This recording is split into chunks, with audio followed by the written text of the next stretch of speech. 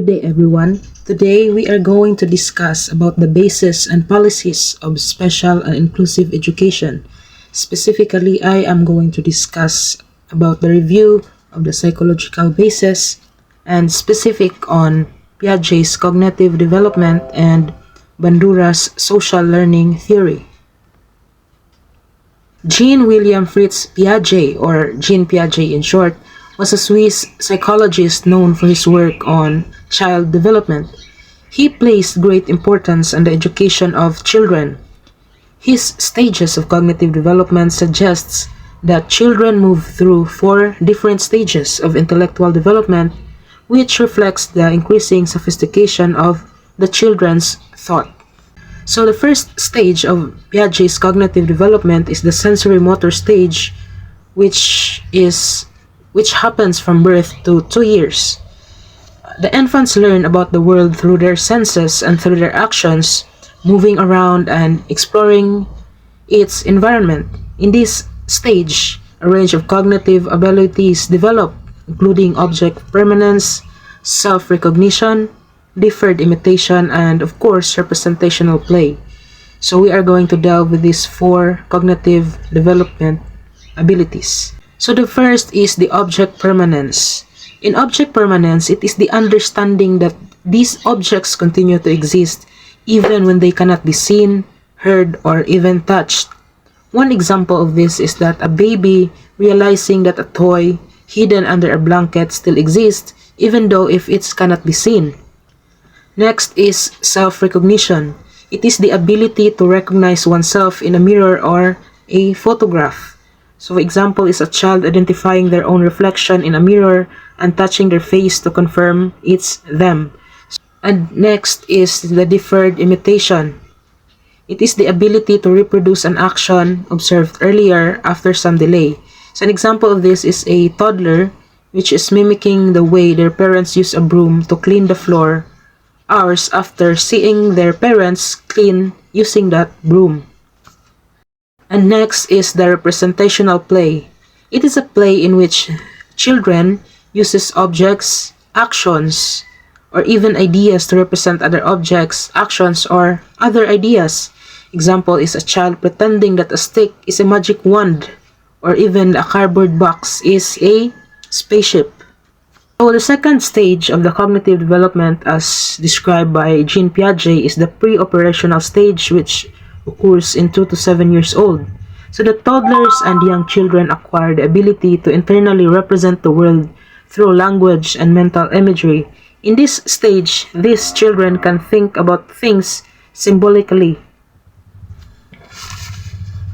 This is the ability to make one thing, such a word of the object, which stands for something other than itself. So a child's thinking is dominated by how the world looks and not how the world is. It's not yet capable of logical, problem-solving type of thought. So the infants at this stage also demonstrate animism.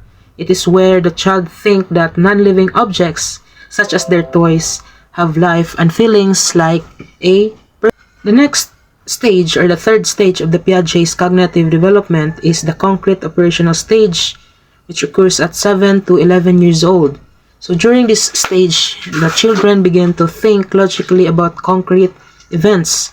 They begin to understand the concept of conservation, understanding that although the things may change in appearance, certain properties remains the same.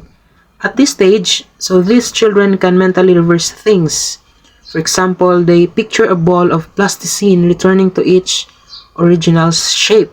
So during this stage, the children also become less egocentric and begin to feel about how other people might think and feel. So the next is the formal operational stages, or the 12 years old and above. The concrete operations are carried out on things, whereas formal operations are carried out on ideas. So formal operational thought is entirely freed from physical and perceptual constraints. At this stage, the adolescents, they can already deal with abstract ideas. Of course, for example, they no longer need to think about slicing up cakes or sharing sweets to understand divisions or fractions. They can follow the form of an argument without having to think in terms of specific examples. However, there might be instances where these adolescents still do not deal with abstract ideas, which might be affected by several factors, and some of those factors will be disorders, which I believe will be discussed by the next reporters later on. Next, we are going to discuss about Bandura's social learning theory. So, Albert Bandura is a Canadian-born American psychologist, and he is best known for his social learning theory. However, in 1986, he revised this theory, calling this theory the social cognitive theory. So, Bandura describes how people can learn something new by observing other people's behavior and applying rational mental behavior to us based on three main models. First, the people learned by observing this role model. First, a live model physically demonstrating an action, and a live model using language to display a behavior verbally, and of course, a symbolic model showing behaviors in online media, movies, TV programs. Internal psychology influences learning process, and intrinsic reinforcement satisfies the psychological needs, like a sense of accomplishment, satisfaction, a form of success or pride. So, according to Albert Bandura, there are 4 steps in social learning theory. The first one is the attention. So, the model's behavior must grab the learner's attention for them to notice the behavior and to implement observational learning. So, the people are exposed to loss of behaviors in their immediate environment daily, and they don't learn everything that is happening around them. And next is retention. It is how well the behavior is remembered. If there is no memory of the behavior observed, there is nothing to be retained or for reproducing the behavior as an internal memory event essential for learning a new behavior.